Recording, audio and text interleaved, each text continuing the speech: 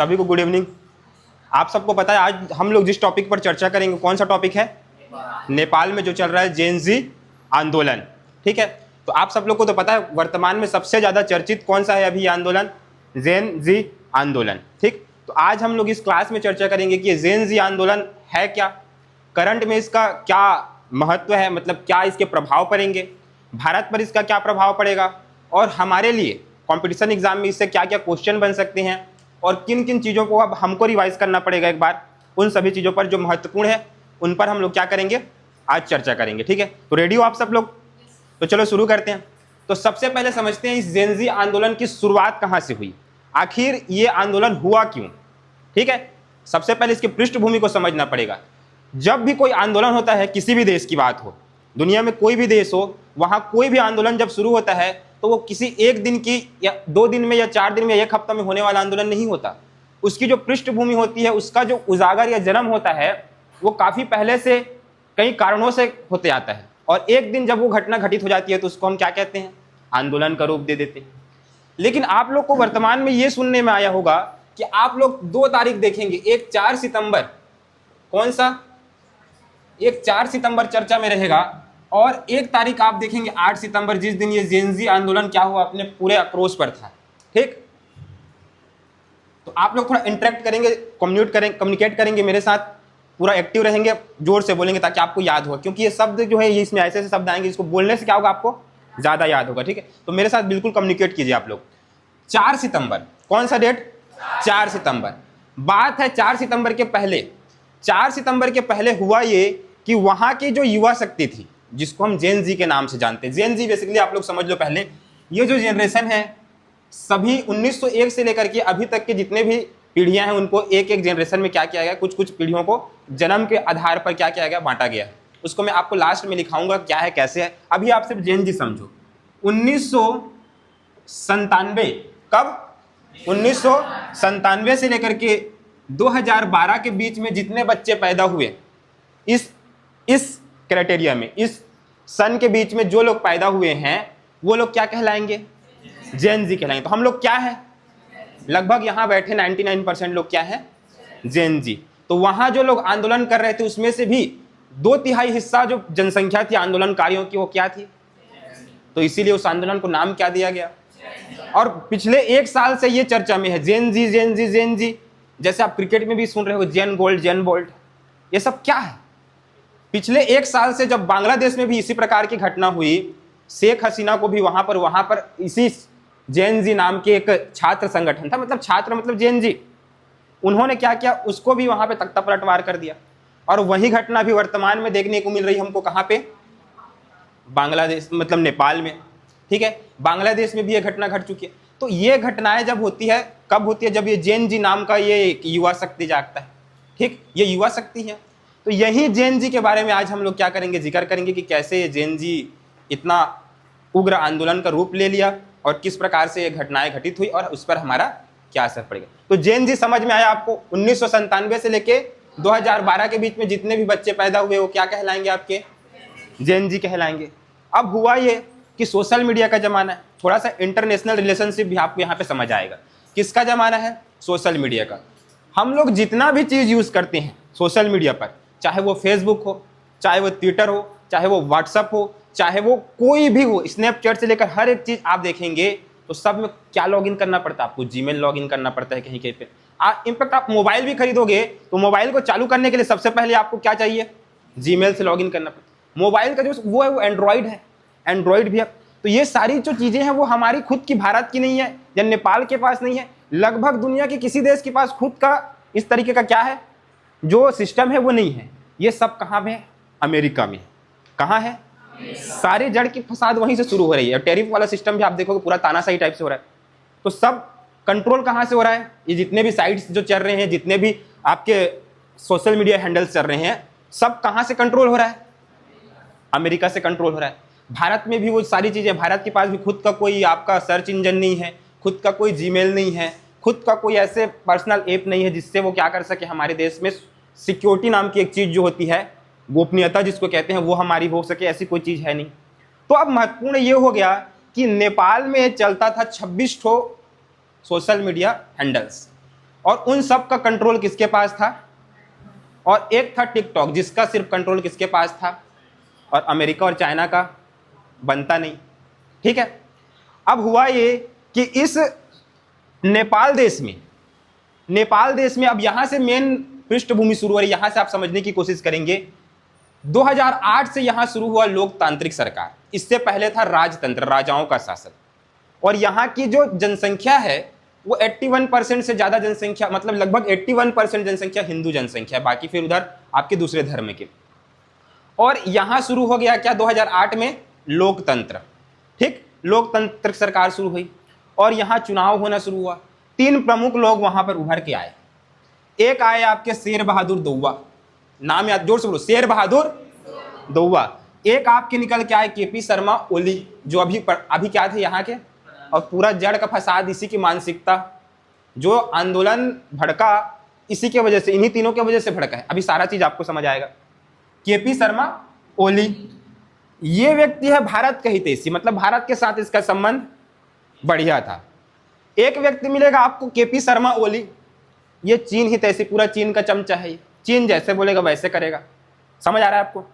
और ये ना तो चीन का है ना भारत का, ये अपने जेब भरने वाला व्यक्ति, प्रचंड, नाम ही प्रचंड है, यही तो पूरा प्रचंड मचा दिया अभी। कैसे मचाया? अब यहां हुआ चुनाव लोकतंत्र का, किसका? लोकतांत्रिक सरकार की चुनाव। बहुत सारी पार्टियां थी, प्रमुख पार्टियां ये तीनों की थी। नेपाली कांग्रेस वगैरह नाम है इनका, वो इंपॉर्टेंट हमारे लिए नहीं है। ठीक, ये तीनों नेता इंपॉर्टेंट है। इसको कुछ सीट मिला, इसको कुछ सीट मिला, इसको कुछ सीट मिला, इन दोनों को थोड़ा थोड़ा ज्यादा मिला। बाय द वे आप लोग ये अभी देखेंगे वर्तमान में भारत की स्थिति देख लीजिए। अभी जब लोकतंत्र चुनाव हुआ अभी हम लोग का लोकसभा का, तो एक पार्टी थी एनडीए, एक थी इंडिया गठबंधन, लगभग बराबर सीट पर थी। किसी एक के पास बहुमत बनाने के लिए नीतीश कुमार ऐसे खड़े होकर टक्का के देख रहा था, पूरा राजा बन गया था ना उस समय नीतीश कुमार, जिधर जाता उसकी सरकार बन जाती। तो वो किधर गया? एनडीए में गया, और भारत में किसकी सरकार बनी? एनडीए गठबंधन की सरकार बनी। अगर वो इंडिया गठबंधन में चले जाते कुछ नेता, तो किसकी सरकार बन जाती? और वही काम ये प्रचंड नाम का व्यक्ति यहाँ प्रचंड मचा दिया। ये बोला कि मैं जाऊंगा एक बार इसके पास, कभी बोल देता था इसके पास चले जाऊंगा, फिर मन करता था 1-2 महीना 3 महीना 1 साल होता था, इसके साथ जगता नहीं था, अरे भाई तू मेरे को वो वैल्यू नहीं दे रहा, फिर इसके पास आ जाता था, फिर इसके पास चला जाता था। और ये जिधर जाएगा सरकार उसकी बनेगी, क्योंकि इसके पास भी बहुमत नहीं थी, इसके पास भी बहुमत नहीं थी। तो नेपाल में पूर्ण बहुमत की सरकार नहीं थी, और पूर्ण बहुमत की सरकार बनाने के लिए चाहिए था किसी न किसी एक दूसरे पार्टी का क्या सहयोग, गठबंधन चाहिए था। तो ये व्यक्ति वो काम करता था। अब जब मन करता था इसके पास चला जाता था, जब मन करता था इसके पास चला जाता था। और यही कारण था कि वहां राजनीतिक अस्थिरता आ गई। और लोकतंत्र का सबसे बड़ा दुश्मन राजनीतिक अस्थिरता। राजनीतिक अस्थिरता क्या होती है ये समझो। जब कोई सरकार अपने कार्यकाल को पूरा नहीं कर पाती और गिरा दी जाती है, फिर दूसरी सरकार तख्ता पलट हो जाता है, तो यह कहलाता है राजनीतिक अस्थिरता। मतलब कोई सरकार अपना पूरा कार्यकाल पूरा नहीं कर पाती, बहुमत वहां पे साबित नहीं कर पाती, तो उसकी सरकार गिर जाती है। और ऐसे जब देश में होता रहता है, बेसिकली 5 साल का कार्यकाल होता है, 5 साल पूरा हुए बिना फिर सरकार गिर जाती है, फिर कोई सरकार बन गई, फिर गिर गई, फिर कोई सरकार बन गई। और ऐसा जब होता है तो इसको हम क्या कहते हैं? राजनीतिक अस्थिरता। और इससे होगा क्या? सबसे बड़ा नुकसान इससे होता है। और यही कारण था, पूरा राजनीतिक अस्थिरता ही सबसे बड़ी कारण थी। ये सोशल मीडिया बैन करना तो एक बहाना था और एक तात्कालिक कारण था। मेन जन्म जो हुआ आंदोलन का वो हुआ इस राजनीतिक अस्थिरता के कारण। इसी राजनीतिक अस्थिरता ने जन्म दिया यहां भ्रष्टाचार को। ठीक, किसको जन्म दिया? तो भ्रष्टाचार को जन्म देने वाला मेन कारण क्या था? वहां की 15 साल में, किसमें? 15 साल में यहां 12 बार सरकार बदली, 12 प्रधानमंत्री। तो आप सोच सकते हो भारत में 5 साल में 1 बार होता है, यहां 15 साल में 12 बार हो गया। पिछले 5 साल में 3 बार प्रधानमंत्री चेंज हो गया। तो ये क्या कारण था? राजनीतिक अस्थिरता। यही व्यक्ति था, कभी इसको बहुमत मिल जाता था, इधर तरफ चला जाता था, कभी इसके तरफ चला जाता था, तो सरकार बन जाती थी। ये दोनों पीएम बन जाते थे। ये बोलता था बीच बीच में मेरे को भी पीएम बनाओ, तुम ही लोग थोड़ी लूटोगे, मेरे को भी बनाओ। इसको भी कभी कभी पीएम बना दिया 1-2 बार। तो ऐसा चलता रहा और यही राजनीतिक अस्थिरता थी।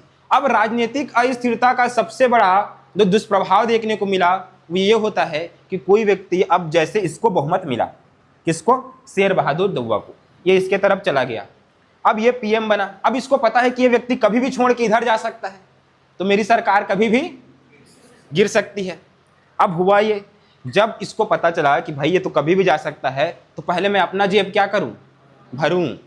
समय मेरे पास कम है, कोई भी राजनीतिक नेता यही सोचता है, ठीक है, पहले अपना जेब भरो, बाद में जनता को। तो यही हुआ, ये लोग क्या करने लगे? समय मेरे पास कम है भाई, कब भी मेरी सरकार गिर सकती है, पहले लूटो। क्या करो? लूटो। और ऐसे लूटना शुरू कर दिया ये लोग। जब इसको मिलता था मौका, ये लूटता था, जब इसको मिलता था मौका, ये मस्त लूटता था। इनके बच्चे, सबसे प्रमुख कारण जैन जी को भटकाने का एक कारण ये भी, इनके बच्चे, इनके पास इतना पैसा हो गया, इतना पैसा हो गया, इनके बच्चों को भेज दिए विदेश। वो लोग जाके विदेश में पूरा एकदम लग्जरी लाइफ जी रहे हैं, एंजॉय कर, सोशल मीडिया पर पूरा पोस्ट मार रहे हैं। और यहाँ ये लोग पूरा देश को लूटने में लगे हैं, पूरा भ्रष्टाचार, 12,000 करोड़ का, 54,000 करोड़ का भ्रष्टाचार। इतना बड़ा बड़ा क्या हो रहा है? भ्रष्टाचार। भ्रष्टाचार होगी तो वहां घोटाले होंगे, और घोटाले होंगे तो वहां क्या होगी? बेरोजगारी होगी, भयंकर बेरोजगारी। 43 से 45% लोग बेरोजगार। वहां के लोगों का होने लगा ब्रेन ड्रो, ये ब्रेन ड्रेन, ये एक शब्द है, आप लोग इस पर फोकस करना। ब्रेन ड्रेन क्या होता है?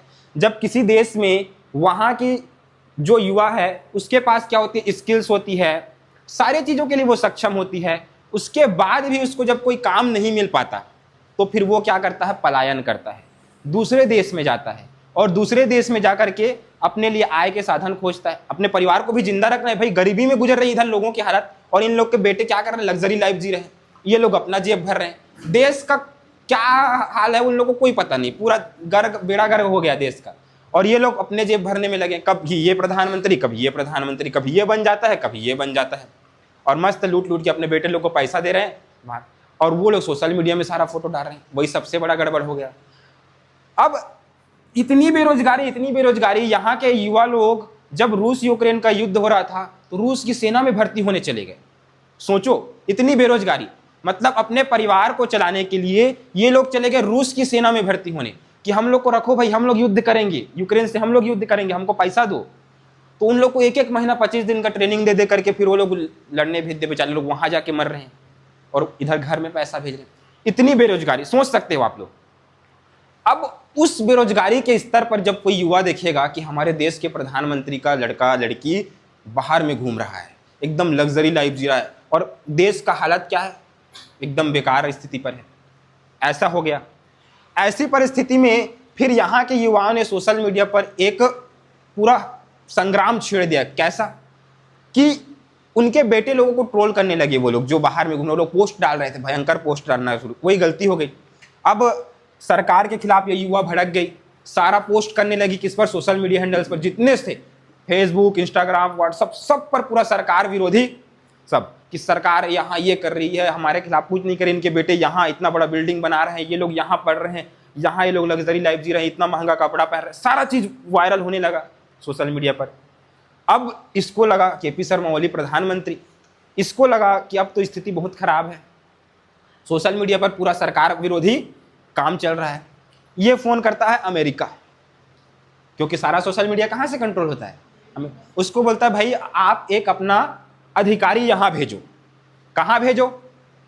ध्यान से सुनना, यहां भेजो हमारे नेपाल में, और उसको यहां बिठाओ, और वो क्या काम करेगा? वो काम करेगा हमारे लिए कि हम इसको बोलेंगे कि फलना फलना जो पोस्ट है इसको डिलीट करो, हम जो चाहेंगे वही सोशल मीडिया पर दिखाओ। अमेरिका तो चाहता है कि इधर क्या हो, ये तो चीन ही तैसी है, वो चाहता है कि ये लोग क्या हो, लड़ें, यहाँ आंदोलन हो, भड़के, कहीं ना कहीं अमेरिका का हाथ है, ठीक? तो वो चाहता था, वो नहीं भेजा। 3 तारीख तक उन्होंने अवधि दी, 3 सितंबर तक कि भाई भेजो भेजो, हमारे यहाँ जरूरी है। वो लोग क्या किए? नहीं भेजे। 4 तारीख को फिर ये बौरा गया, भयंकर पोस्ट होना शुरू हो गया था, पूरा एकदम आक्रोश में थी जनता। एक था वहां का एनजीओ हामी नेपाल, क्या? हामी नेपाल, ये भूकंप के हामी नेपाल एक एनजीओ है, ये भूकंप के समय काम करती थी वहां। नेपाल में बहुत भूकंप आता है, तो ये एक संगठन है, वो भूकंप में मतलब लोगों को वो करने, मदद करने में ये संस्था बनी थी। और ये हामी नेपाल नाम का एनजीओ, ठीक, इसने फिर नेतृत्व किया किसका? इसी आंदोलन का। और इसने फिर पोस्ट करना शुरू किया। जैसे ही पोस्ट करना शुरू किया कि कैसे हम लोग आंदोलन करेंगे, फिर इसको लगा बोरा गया, तुरंत बंद करो भाई, हमारे यहाँ बैनेज करो, बोला चलाना नहीं है। ये 26 सोशल मीडिया, 26 तो क्या थे सोशल मीडिया हैंडल से सबको क्या कर दिया, 4 तारीख को बैन कर दिया गया वहाँ कि अब नहीं चलेगा यहाँ पर, तुम अधिकारी नहीं भेज रहे हो यहाँ पर, तो हम लोग हमारे देश में इसको चलाएंगे ही नहीं। बंद हो गया। कहाँ बंद हो गया? नेपाल में। अब शुरू हुआ यहीं से खेल। जैसे बंद हुआ, अब बिना मोबाइल के तो 1 घंटा रह ही नहीं जाता, और मोबाइल भी है, और अगर उसमें कोई सोशल मीडिया ऐप नहीं, ना यूट्यूब चले, ना फेसबुक चले, ना इंस्टाग्राम चले, ना कुछ ना चले, सिर्फ फ़ोन आना जाना हो, तो आप लोग का डब्बा हो गया वो। अब ये युवा भड़क गई। इन्होंने कहा ये तो हमारी अभिव्यक्ति की स्वतंत्रता का हनन है। अब हम लोग क्या करेंगे? एक ऐप था 26 में से, एक ऐप ऐसा था 26 के बाद जिसको ये बंद करना भूल गया। गलती यहीं पे हो गया केपी सरमौली का, और मजबूरी भी थी भाई। वो था टिकटॉक। कौन सा? टिकटॉक। ये चाइना का ऐप था, एक ठो अकेला चाइना के, बाकी 26 किसके थे? अमेरिकन।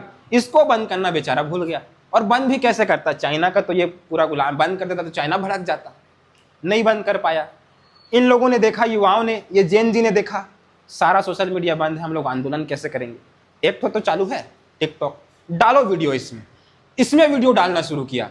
इसी में उन्होंने कम्युनिकेट किया एक दूसरे से। और ये सोशल मीडिया की ताकत देखो, इस टिकटॉक से ये लोग क्या किए, इससे कनेक्ट हो गए हामी नेपाल। ये हामी नेपाल ने टिकटॉक के थ्रू पूरे युवाओं को क्या कर दिया? एक कर दिया।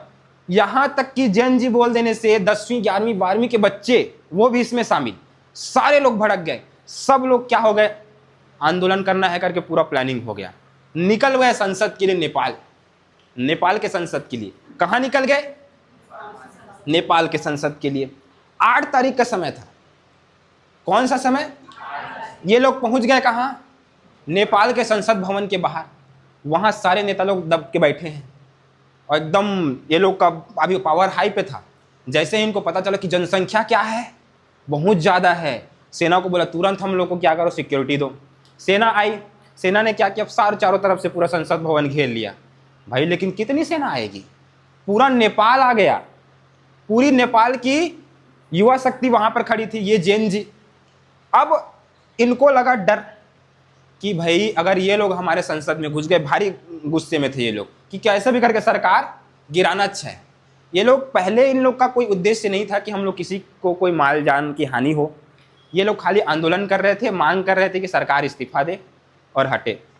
लेकिन ये व्यक्ति तानाशाही टाइप सा था, थोड़ा विनाश काले विपरीत बुद्धि वाला इसका दिमाग चल रहा था, समझ नहीं पाया उस टाइम पे। अब हुआ ये कि वहाँ पर जैसे ही संसद भवन के पास ये सारी सेना जो लगी थी उसके बाहर पहुंची, तो उन्होंने फिर धक्का दिया लोगों ने कि हमको आगे जाने दो, संसद में हमको बात करना है उनसे। नहीं जाने दिए वो लोग। कुछ लोग चढ़ गए संसद भवन के ऊपर कि हमको जाने दो भाई, मत रोको। वो लोग चढ़ गए ऊपर में।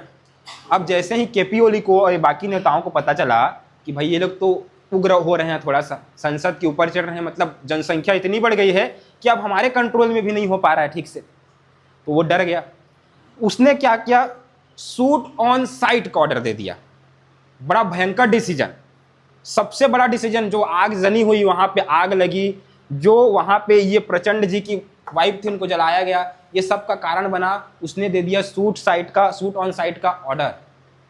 और ये सबसे बड़ी गलती थी। कहीं भी जब आंदोलन होता है तो पहला काम ये होता है, जब उग्र हो रही हो कोई आंदोलनकारी, आंसू गैस दागो। पहले समझाओ, समझ नहीं रही है, आंसू गैस के गोले डालो। वाटर होता है, पानी डालो। तब भी नहीं समझ रही, लाठी चार्ज करो। तब भी नहीं समझ रही है, एक आता है रबड़ बुलेट, वो मारो। तब भी नहीं मान रही, ज्यादा उग्र हो रही है, पैर पे गोली मारो। किस पे? लेकिन वो बोला कि माथे पे गोली मारो। किस पे? वो पीछे का सारा प्रोसेस छोड़ दिया, सीधा बोला कि इनको शूट ऑन साइट, खत्म करो, जो इधर आ रहा है मारो। अब मैंने पहले ही बताया, इसमें थे जेन जी युवा, स्कूल के बच्चे, 10वीं 11वीं 12वीं कॉलेजेस के बच्चे, 18 साल 19 साल 20 साल के बच्चे, वो भी प्रोटेस्ट कर रहे थे। और शूट ऑन साइट का ऑर्डर आ गया। उधर से चला गोली, ठाए ठाए सर पे। कौन कैसे गिर रहा है, कौन कैसे मर रहा है, किसी को नहीं पता। कहाँ से गोली आ रही है, सबके सिर पर हेड शॉट जिसको बोलते हैं, डायरेक्ट एक गोली में खत्म। पैर पर भी नहीं, सीधा माथे पर।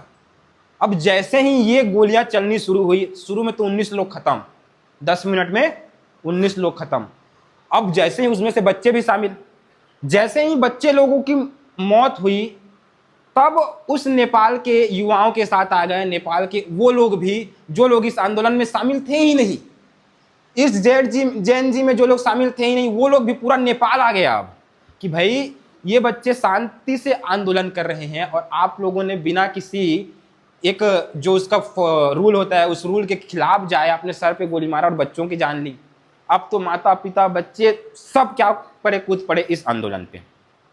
अब हुआ ये कि आक्रोश बढ़ गया। जब बच्चे लोग, आप सोच सकते हो कितनी बड़ी, वो गोली नहीं मारना था सर पे, ये सबसे बड़ा गलत डिसीजन, सर पे बच्चों की गोली लगी। ठीक, अब मर गए बच्चे भी, युवा भी मर गए। आक्रोश इतना बढ़ गया कि आग जलाओ भाई, ये लोग हमको मार रहे हैं, हम तुमको मारेंगे। ये लोग संसद भवन कुछ छोड़ के चले गए, कहाँ? इसके घर चलो भाई, इसके घर चलो, इसके घर चलो, सबके घर चलो। ये लोग जहां जहां बिल्डिंग बनाए हैं, बड़े बड़े घर बनाए हैं, सब जगह चलो। वहां जाके ये लोग क्या किए, फिर आगजनी किए। वहां कोई इनकी पत्नी को जला रहा है, कोई किसको मार रहा है, कोई किसको, भयंकर नुकसान। आप सोच नहीं सकते, जब आप वीडियो देखोगे तो आपके अंदर वो, मतलब आप इतना भयानक भयावह स्थिति हो गई वहां कि कंट्रोल करना मुश्किल हो गया। संसद पर चढ़ गए, गोली चढ़ रही है, फिर भी चढ़ रहे हैं, अंदर पहुंचने की नौबत आ गई। अब फाइनली इसको फिर एहसास हुआ, अभी तक इस्तीफा नहीं दिया था, अब आखिरी में विनाशकाले विपरीत बुद्धि का समय आता है और ये क्या करता है, फिर इस्तीफा देता है और सेना को बोलता है बचाओ भाई बचाओ, अब मैं तो नहीं बचने वाला, अगर बचाओ। अब सेना क्या करती है, सेना का तो काम है देश में शांति व्यवस्था बनाए रखना और देश के नेताओं की भी रक्षा करना, लोकतंत्र की सुरक्षा करना, ये सारा काम है किसका? सेनाओं का। तो जब भी किसी देश में कोई ऐसी घटना होती है तो सेना कमांड ले लेती है, लेकिन सेना कमांड कब लेती है? जब वहां की राजनीतिक शून्यता आती है। एक शब्द आएगा, राजनीतिक शून्यता। पूछ सकता है राजनीतिक शून्यता क्या होती है? जब किसी देश में लोकतंत्र पूरी तरीके से क्या हो जाता है, छिन्न भिन्न हो जाता है, समाप्त हो जाता है, वहां कोई पदेन अधिकारी नहीं रह पाता, जैसे कोई प्रधानमंत्री हो गया, कोई राष्ट्रपति हो गया, कोई बड़ा नेता ऐसा नेतृत्व करता नहीं रहता वहां पे, तो वहां राजनीतिक शून्यता आ जाती है। सारे अधिकारियों ने क्या क्या, तत्काल प्रभाव से इस्तीफा दे दिया। फिर भी ये लोग आक्रोश में, क्योंकि गोली चलाया, अब मारिच के रहेंगे उसको भी हम लोग, किसको? ये सबको मारेंगे। अब ये लोग को तो जान बचाना है, ये लोग सेना को बोले भाई बचाओ। फिर सेना ने अपना हेलीकॉप्टर लाया संसद के बीच में, अब उतार तो नहीं सकते, रस्सी गिराया, रस्सी में उन लोग के कमर को बांधा और बहुत मुश्किल से उनको क्या किया, फिर बचा करके नेताओं को सुरक्षित जगह पहुंचाया गया। इतनी भयावह स्थिति, पूरा संसद था, उतना बड़ा संसद भवन आग से जल रहा था। तो ये स्थिति थी कहाँ पे और कारण क्या था, मैंने आपको पहले ही बताया, भ्रष्टाचार, भयानक भ्रष्टाचार किए पहले तो ये लोग, फिर भ्रष्टाचार से आ गई बेरोजगारी, ब्रेन ड्रेन होने लगा वहां के युवाओं का, सोशल मीडिया पर फिर बैन लगाना तात्कालिक कारण था। अगर पूछता है कि जेन-ज़ी आंदोलन जो नेपाल में भड़का उसका तात्कालिक कारण क्या था, तात्कालिक शब्द पर ध्यान देना, सोशल मीडिया पर बैन। लेकिन मुख्य कारण में ये सभी चीज आएंगे। कोई भी आंदोलन एक दिन में नहीं होता, पूरा उसका पृष्ठभूमि आपको जानना पड़ता है। उसके बाद ये राजनीतिक अस्थिरता, तो आपको, मेरे को लग रहा है कि आपको सबको समझ आ गया होगा कि क्यों ये घटना हुई, कैसे हुई। हमारे लिए इम्पोर्टेंट क्या है, पहले इस घटना को समझना, घटना के कारणों को जानना, घटना के कारणों को जानने के बाद इस पर भारत पर क्या प्रभाव पड़ेगा इसको समझना। अब हम समझते हैं कि अब हमारे एग्जाम के पॉइंट ऑफ व्यू से क्या क्या इंपॉर्टेंट है। अब हाईलाइट में आ गया कौन सा आपका, नेपाल चर्चा में है अभी। नेपाल चर्चा में, तो हमारे एग्जाम के दृष्टिकोण से क्या, पूरा नेपाल और उससे सीमा से लगे देश, राज्य, उसके साथ ही साथ नेपाल में क्या क्या चीज़ें हैं, वो सारी चीज़ें, चाहे वो भौगोलिक रूप से हों, चाहे वो राजनीतिक रूप से हों, चाहे वो कॉन्स्टिट्यूशन से जुड़े हों, वो सारी चीज़ें हमारे लिए क्या हो जाती हैं, महत्वपूर्ण हो जाती है। तो इस पर ज़्यादा ध्यान ना देकर के हमको देना पड़ेगा किस पर, नेपाल पर, कि हमारा उससे क्या संबंध है और हमारा क्या नफ़ा नुकसान, और हम एग्ज़ाम वालों के लिए क्या इसमें फ़ायदा और क्या नुकसान, और हमारा सिलेबस कैसे बढ़ा उसको देखना है। ठीक, अब देखते हैं इसकी जो पृष्ठभूमि शुरू होती है। मैं सबसे पहले शुरू करूँगा एक विवाद से, एक युद्ध से, कि हमारे साथ नेपाल के साथ कैसे एक विवाद हुआ, कैसे हमारा विवाद उसके साथ बढ़ा, कैसे विवाद की शुरुआत हुई, सारी चीज़ें पर। 1816 की बात है। कब की बात है? 1816 की बात है। भारत में उस समय अंग्रेजों का शासन था। किसका शासन था? अंग्रेजों का शासन था। और अंग्रेजों और नेपाल के लोगों के बीच में, नेपालियों के बीच में युद्ध हुआ उस समय, सीमा विवाद को लेकर के। अंग्रेज लोग भारत में थे बेसिकली, अंग्रेज बोलूं तो समझ जाना भारत और नेपाल के बीच समझो, लेकिन उस समय थे अंग्रेज और उस युद्ध को नाम दिया गया एंग्लो नेपाल युद्ध या आंग्ल नेपाल युद्ध कहते हैं। एंग्लो नेपाल युद्ध हुआ, ये 1816 के समय की बात है। लेकिन युद्ध हुआ तो उनके बीच में फिर एक समझौता हुआ, एक संधि हुई। दोनों अंग्रेज लोग एक तरफ बैठे, एक तरफ आए कौन से लोग, ये नेपाल वाले लोग, और ये समझौता किया गया कि भाई सीमा विवाद को अपन खत्म करते हैं। अब सीमा का निर्धारण करते हैं कि कहाँ से कहाँ तक नेपाल है, कहाँ से कहाँ तक भारत है। अब आप देखेंगे कि इन्होंने सीमा का निर्धारण करने के लिए नदियों का सहारा लिया अंग्रेजों ने। किसका? नदियों का। एक नदी आ रही है काली नदी, भूगोल में आप लोग इसको पढ़ोगे प्राकृतिक विभाजन में, नेपाल हिमालय के नाम से। नेपाल हिमालय की सीमा प्रारंभ होती है यहाँ से, इधर काली नदी से तीस्ता नदी के बीच के क्षेत्र को नेपाल हिमालय कहा जाता है। वो इंपॉर्टेंट नहीं है, अभी आप जब भूगोल पढ़ोगे तो वो टॉपिक आएगा। लेकिन आपको याद कौन से रखना है? काली नदी। इसी को कहा जाता है महाकाली नदी। इसी को कहा जाता है, जब ये पहुंच जाती है कहाँ, यूपी में, तो जब घाघरा से मिलती है तो सरयू नदी। इसी को बिहार में कहा जाता है शारदा नदी। ठीक है, ये सब भूगोल में आप लोग पढ़ोगे, अभी बस आप जानो। लेकिन नाम याद रखो सिर्फ अभी, काली नदी। ठीक, काली नदी। तो अंग्रेजों ने ये निर्धारण किया, ये मैप है देखो किसका, नेपाल का। अंग्रेजों ने बोल दिया कि भाई यहाँ से निकल रही है काली नदी, ये काली नदी से इधर का हिस्सा, इधर का भारत, इधर नेपाल। हाँ ठीक है भाई, इतना तो हो गया, इधर का तो कोई दिक्कत नहीं, भारत का पहले से खिंचाया है। बोले कि इधर का निर्धारण कर देते हैं, यहाँ से निकले एक नदी मेची नदी, इधर मेची नदी, तो ये मेची नदी और काली नदी के बीच का हिस्सा क्या हो गया? बोले नेपाल हो गया। बोले अब भयंकर बवाल कहाँ पे हुआ? अब इतना तो बोल दिए, एक दो नाम थे, एक दो क्षेत्र थे कोने पे, ये ऐसे नक्शा में देखोगे तो ये क्षेत्र दिखेगा आपको। ठीक, ये क्षेत्र तो 1816 में लोग ऐसे बांट दिए नदियों के आधार पर। कब बांटे? कौन सी संधि के तहत? ये याद रखना, हिस्ट्री का इंपॉर्टेंट, सुगौली संधि के तहत बांट दिए। ठीक है, अब अंग्रेजों को करना था व्यापार भी। ठीक, अंग्रेजों को करना था व्यापार भी, तो ये हिस्सा बेसिकली उस समय 1816 में ऐसे नदी को लोग ऐसे निकाल दिए। और ये नदी निकलती थी दो धाराओं से, एक था लिपुलेख, यहाँ पे क्षेत्र है, यहाँ पे ये लिपुलेख, ये काला पानी, और ये आपको मिलेगा यहाँ पे लिम्पियाधुरा। इस लिम्पियाधुरा से एक छोटी सी धारा निकलती थी, इस लिपुलेख से एक छोटी सी धारा निकलती थी, दोनों मिल करके काली नदी बनते थे। इसी को अंग्रेजों ने बोल दिया कि सीमा का निर्धारण करेगी। ठीक है, अब बवाल यहाँ पे हुआ कि उस समय अंग्रेजों ने जब बांटा तो लोग ऐसे इसको मान लिए, किसको? ये जो धारा निकल रही है लिम्पियाधुरा से, इसको बोलते हैं ये बॉर्डर है करके, और बोले कि काली नदी। क्या बोले? काली नदी। लेकिन काली नदी तो दोनों से बन रही है। भारत बोल रहा है कि काली नदी का उद्गम यहाँ से होता है, लिपुलेख हमारा है। नेपाल बोलता है लिम्पियाधुरा से होता है, लिम्पियाधुरा तक हमारा।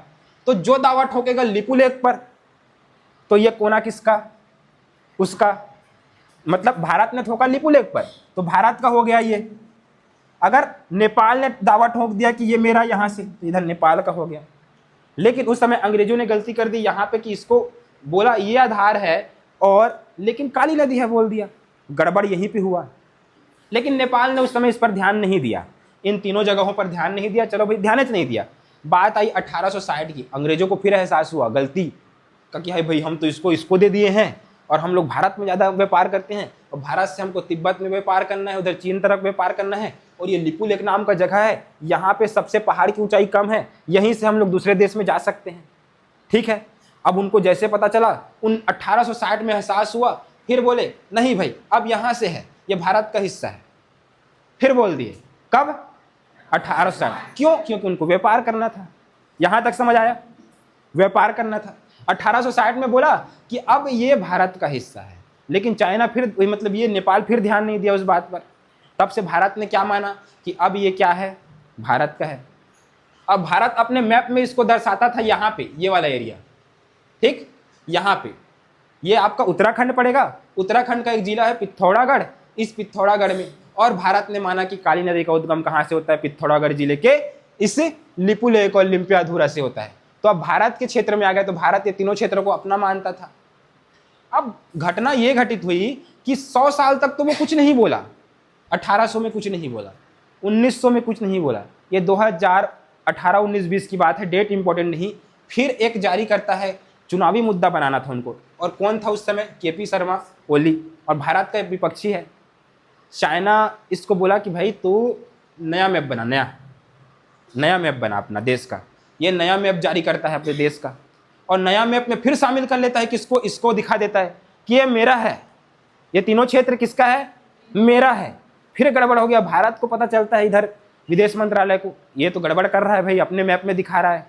फिर यहाँ पे उनके दोनों के देश के बीच में क्या शुरू हो गया? सीमा विवाद। यहीं से जन्म हुआ लिम्पियाधुरा काला पानी लिपुलेख सीमा विवाद।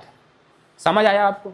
तो पूछ सकता है परीक्षा में, लिम्पियाधुरा काला पानी लिपुलेख सीमा विवाद किन दो देशों के बीच है? नेपाल और कौन से राज्य में आता है? उत्तराखंड में। कौन से राज्य में? अब काला पानी समझिए, काला पानी का जेल मत समझना, ये काला पानी एक जगह है जो कहाँ पे है? पिथौरागढ़ जिले उत्तराखंड में है। ठीक है, तो यहां तक समझ आया कि नहीं आया? ठीक है, अब ये तो हो गया। लेकिन फिर भी अब ये नाचने लगा कि नहीं दूंगा भाई, ये मेरा अच्छा नक्शा में परिवर्तन नहीं करूंगा, नहीं करूंगा बोला। कोई बात नहीं, ये सीमा विवाद ऐसे ही अभी तक क्या हो रहा है? चल रहा है। लेकिन अब हमारे लिए समझने वाली बात यह है कि अगर ये सीमा विवाद चलता रहा, ठीक है, ये सीमा विवाद चलता रहा तो हम क्या कर पाएंगे? व्यापार नहीं कर पाएंगे, क्योंकि वो दावा ठोक रहा है कि मेरा है। और सबसे महत्वपूर्ण है ये क्षेत्र भारत की दृष्टिकोण से। नेपाल का कोई काम का चीज नहीं, वो क्या करेगा उसमें? नदी तो है, वो भारत तो ऐसे चाहता है। नेपाल भारत का बहुत ही बढ़िया मित्र देश है रहने को, वहाँ हिंदू जनसंख्या बहुत ज़्यादा है, लेकिन फिर भी कभी कभी ये चाइना के चक्कर में क्या हो जाता है? बौरा जाता है, और वही कारण होता है फिर हमारे और उसके बीच में तकरार का। अब भारत के लिए महत्वपूर्ण क्यों है ये देखो, ये लिपुलेख मैंने बताया, पर्वतों की ऊंचाई यहाँ पर कम, और पूरा हिमालय पर्वत का क्षेत्र है ऊपर का हिस्सा, ये पूरा हिमालय पर्वत का क्षेत्र। अगर हमको इधर जाना है, तिब्बत की ओर जाना है, चीन की ओर जाना है, तो कहीं ना कहीं पे हमको रास्ता चाहिए, और रास्ता कहाँ पे बनेगा? जहाँ पे पर्वत पहाड़ कम होगा, और वो लिपुलेख के पास कम है, तो वहीं पे लिपुलेख दर्रा है। तो लिपुलेख दर्रा कहाँ है? कई बार एग्जाम में पूछा है। लिपुलेख दर्रा किस राज्य में है? कई बार पूछा है। लिपुलेख दर्रा किन दो देशों को जोड़ता है? कई बार पूछा है। लिपुलेख दर्रा कहाँ लेके जाता है? भारतीय संस्कृति के लिए क्यों महत्वपूर्ण है? ये भी पूछा है। कारण क्या है ये समझो। लिपुलेख दर्रा से एक तो हम लोग व्यापार करते हैं चीन और तिब्बत के साथ, लेकिन यहाँ ऊंचाई कम है, और हमारे लिए सबसे महत्वपूर्ण है कैलाश पर्वत, जो कि यहाँ पर है। ठीक, कैलाश पर्वत हमारी जो सांस्कृतिक रूप से वो महत्वपूर्ण स्थान है हमारे धार्मिक और सांस्कृतिक रूप से। अब भारत के लोग जाते हैं कैलाश पर्वत की यात्रा पर, ठीक, तो कैलाश पर्वत की यात्रा के लिए वो रास्ता भी है लिपुलेख, और वो बोलता है कि मेरा रास्ता, वो मेरा जगह है नेपाल। तो अगर वो ऐसा बोलेगा तो हमारा जो मेन जुड़ाव है इधर के देशों से और हमारे कैलाश पर्वत से, वो क्या हो जाएगा? टूट जाएगा, कट जाएगा, वो उनका हो जाएगा क्षेत्र। तो ये कारण भी है कि भारत क्या कर रहा है? इसको नहीं देना चाहता। किसको? नेपाल को। अब भारत के पास हथियार क्या है? अगर वो ये दावा ठोक रहा है कि ये मेरा है, तो भारत के पास भी एक छोटा सा हथियार है। भारत क्या करता है देखो, ये हो गया आपका नेपाल, समझ आया? ये मेची नदी सीमा निर्धारित करती है, ये काली नदी, बीच में जा रही है गंडक नदी, यहाँ महत्वपूर्ण है गंडक नदी। इसी गंडक नदी पर पाया जाता है शालिग्राम नाम का पत्थर।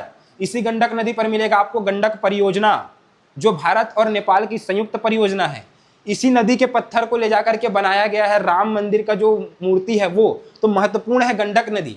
भारत में इसको हम लोग बोलते हैं गंडक नदी, लेकिन इसको बोला जाता है कहाँ पर? नेपाल में नारायणी नदी के नाम से जाना जाता है। कौन सी नदी? नारायणी नदी। ठीक, अब नक्शा को ध्यान से देखना, यहाँ पे ये जो नक्शा है ये थोड़ा सा ऐसे ये क्षेत्र ऐसे है, ठीक है, नेपाल ऐसे है, और ये इधर हो गया आपका क्या? यूपी, ये हो गया आपका क्या? बिहार, और ये बिहार का चंपारण जिला। ठीक है, समझ आ रहा है ना? चंपारण जिला। अब भाई खेल ये होता है कि ये नदी आती है गंडक नदी, ठीक है, इधर नेपाल से आ रही है कौन सी नदी? गंडक नदी, और ये नदी ऐसे करके जाती है, ऐसे करके। ठीक, कैसे जा रही है? इस तरीके से जा रही है। अब जिस समय सीमा का निर्धारण किया गया, तो इस क्षेत्र को देखते हुए भी यहाँ पर भी थोड़ा सा निकला था, तो यहाँ पर भी सीमा निर्धारण करना पड़ा अंग्रेजों को इसी संधि के तहत। उन्होंने बोला कि ये जो गंडक नदी है, ये गंडक नदी का इस साइड का हिस्सा, समझ रहे हो ना? ये हिस्सा किसका है? ये हिस्सा नेपाल का है, ठीक है, और इधर का हिस्सा किसका है? भारत का है। नदी के आधार पर यहाँ पे भी उन्होंने निर्धारण कर दिया। लेकिन इधर की जो नदियां हैं जो हिमालय पर्वत से आती हैं, एक नदी आप पढ़ोगे कोसी नदी भी, वो कई धाराओं पर बहती है। इसको बिहार का शोक कहा जाता है, क्योंकि कई धाराओं पर जब कोई नदी बहती है और जब उन नदियों पर बाढ़ आता है तो कब इधर पानी आ जाएगा, कब इधर पानी चला जाएगा, कब इधर, मतलब उसका जो रूट होता है वो डिसाइड नहीं होता। तो इसी कारण से बिहार में सबसे ज़्यादा बाढ़ आता है। तो उसको बिहार का शेरो कहा जाए, शेरो ऑफ बिहार, बिहार का शोक। तो इधर की नदियाँ एकदम धोखेबाज टाइप सी नदियाँ हैं, पता नहीं कब रास्ता बदल दे, कब किधर से चले जाए। और वही काम किया इस गंडक नदी में भी, ये धीरे धीरे धीरे धीरे रास्ता बदल रही थी, और ऐसे रास्ता बदलते बदलते बदलते बदलते बदलते बदलते ऐसे हो गई। अब खेल हो गया यहाँ पे। डिसाइड क्या किया गया था संधि में कि नदी के इधर का हिस्सा भारत का, उधर का हिस्सा नेपाल का। और नदी ने कुछ सालों में अपना रास्ता परिवर्तन किया और ये हिस्सा भारत तरफ आ गया। भारत बोला कब्जा करो भाई इस पर, वो बोल रहा है वो मेरा है, तुम जाओ इसको पकड़ो। तो यहाँ एक गांव है सुस्ता, कौन सा गांव? सुस्ता। ये सुस्ता गांव जहाँ 200 से ज़्यादा घर हैं, और ये सुस्ता गांव पूरा भारत के अंदर में आ गया। समझ रहे हो आप लोग? किसके अंदर में आ गया? भारत ने बोला ये अब आज से हमारा, तुम बोलते हो तुम्हारा, हम बोलेंगे ये हमारा। ठीक है, अब इसी को बोला जाता है सुस्ता सीमा विवाद। ये भी पूछा हुआ क्वेश्चन है, सुस्ता सीमा विवाद यूपीएससी का क्वेश्चन है, किन दो देशों के बीच में है। तो सुस्ता आपने नाम कभी सुना नहीं होगा, तो कहाँ है ये सुस्ता? आपका बिहार में मिलेगा, चंपारण जिला में। जब आप लोग रोड में पढ़ोगे सर आपको बताएंगे, ठीक है, चंपारण जिले में आपको मिलेगा। तो ये सुस्ता सीमा विवाद, ये भी अब एक विवाद का कारण बना हुआ है। भारत बोलता है ये मेरा है, चाइना बोलता है जबरदस्ती कब्जा कर लिया है, वो ये हमारा है। और यहाँ के लोग जो हैं वो बोलते हैं कि हम नेपाली हैं, एक्चुअल में नेपाली हैं वो लोग, लेकिन हमारी भी मजबूरी है क्योंकि वो उधर कब्जा करके बैठा है ना, तो हमारे पास भी एक हथियार होना चाहिए। तो ये सब इंटरनेशनल रिलेशनशिप जब आप पढ़ोगे तो समझ आ जाएगा सारा चीज़, ठीक है। लेकिन अभी समझ आया कि नहीं? अब इसको ये बोल रहा है भारत मेरा, ठीक। अब यहाँ पर ये दावा ठोक रहा है बार बार विवाद के चलते कि भाई ये क्षेत्र मेरे को दे दे। यहाँ के लोग भी बोल रहे हैं मेरे को दे दे। क्यों बोल रहा है नेपाल? क्योंकि ये क्षेत्र जो नेपाल का है, यहाँ पे है सुस्ता, ये क्षेत्र नेपाल का पूरा सबसे ज्यादा उपजाऊ क्षेत्र है। क्या? सबसे ज्यादा उपजाऊ क्षेत्र है, खेती के लिए सबसे ज्यादा उपयुक्त है नेपाल में। और वो हिस्सा धीरे धीरे कहाँ आ रहा है? भारत में। तो बड़ी समस्या का विषय हो गया उसके लिए, ठीक है।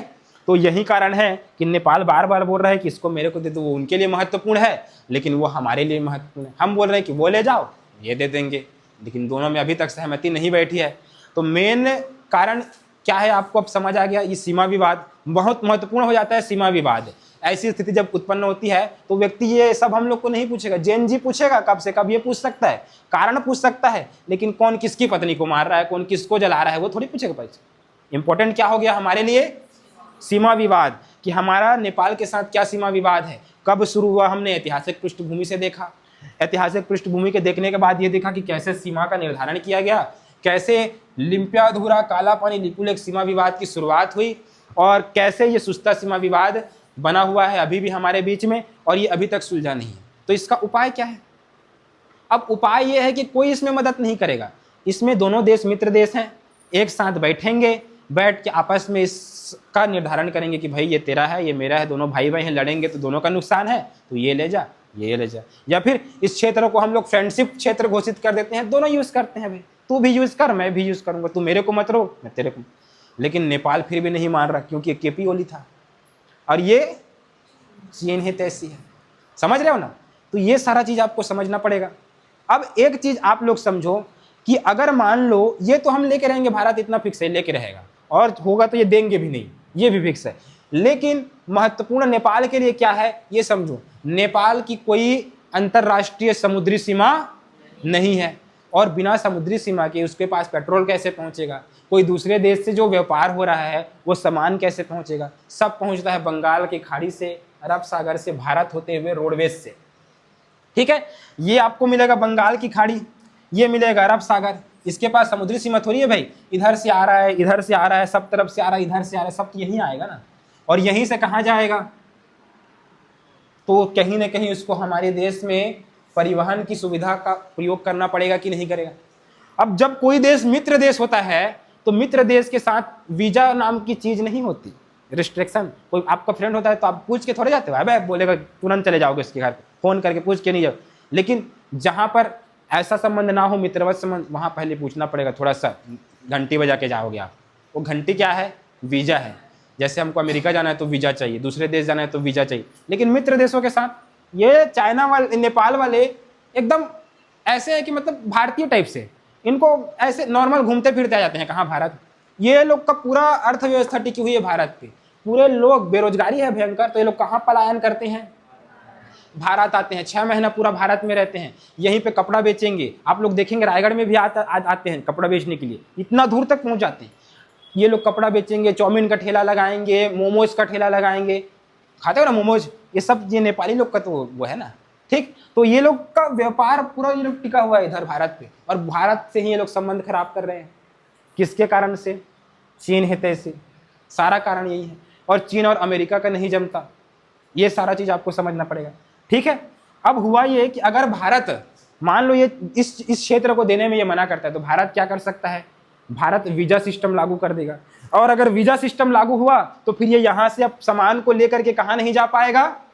नेपाल नहीं पहुंच पाएगा, सारा चीज ट्रांसपोर्टेशन उसका रुक जाएगा, ना पेट्रोल पहुंच पाएगा, ना कोई दूसरा पश्चिमी देशों से, इधर से देशों से, पूर्वी देशों से आने वाला, ना इधर से आने वाला, आपके अफ्रीका से आने वाला कोई सामान इधर नहीं पहुंच पाएगा। अब नहीं पहुंचेगा तो और भयंकर अकाल पड़ जाएगा, यहाँ तो भूखन मर जाएंगे लोग, है ना। तो वही कारण है कि हम लोग इनके साथ थोड़ा सा, भारत थोड़ा सा क्या मित्रवत, थोड़ा सा नरम है नेपाल के लिए, लेकिन नेपाल ही हमको नहीं समझता, तो ये हम कुछ नहीं कर सकते भाई, वो चीन के पास ही जा रहा है बार बार।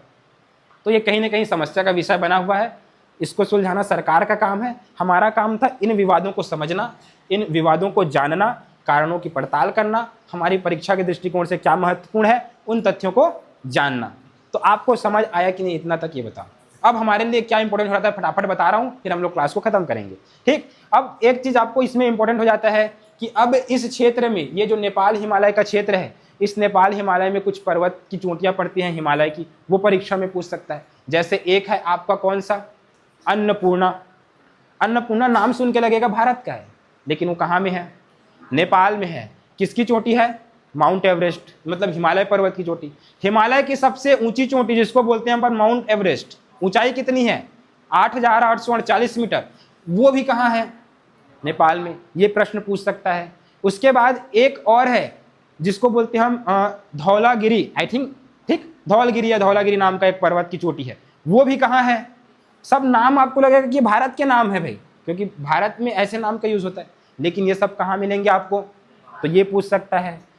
आपको याद रखना है कि इधर से नेपाल से कौन कौन सी नदियां गंगा में आकर के मिलती हैं? गंडक नदी, पहले ही मैंने बताया, गंडक नदी। उसके बाद एक नदी आती है बागमती नदी, इधर तिब्बत तरफ से आती है बागमती नदी। और ये बहुत इंपॉर्टेंट है, पूछा हुआ क्वेश्चन, बागमती नदी के किनारे कौन सा शहर स्थित है? तो बागमती नदी के किनारे आपको मिल जाएगा कौन सा शहर? नेपाल की राजधानी काठमांडू। इसी बागमती नदी के किनारे आपको मिल जाएगा कौन सा? पशुपतिनाथ का मंदिर, जो नेपाल का सबसे बड़ा मंदिर है, हमारे लिए भी धार्मिक आस्था केंद्र है। तो इन सभी चीजों को आपको देखना है। इसी काठमांडू में मिल जाएगा आपको सार्क का मुख्यालय, SAARC South Asian Association for Regional Corporation. वो एक इधर के जो देश हैं, 8 देश हैं, उनका एक संगठन है। तो सारा चीज आपके लिए अब परीक्षा के दृष्टिकोण से क्या हो जाता है? महत्वपूर्ण। तो आज हमने समझा क्या कि ये नेपाल में जो आंदोलन हुआ, जेएनजी आंदोलन, इसका प्रमुख कारण क्या था, कैसे यह आंदोलन उग्र रूप लिया, इन सभी चीज़ों को आज हमने देखा। बाकी आप सबको इसके विषय में जाकर के घर में सर्च करना है और पढ़ना है, ठीक है। तो अगला क्लास हम लोग देखेंगे दूसरे दिन, समय काफ़ी हो चुका है। Thank you.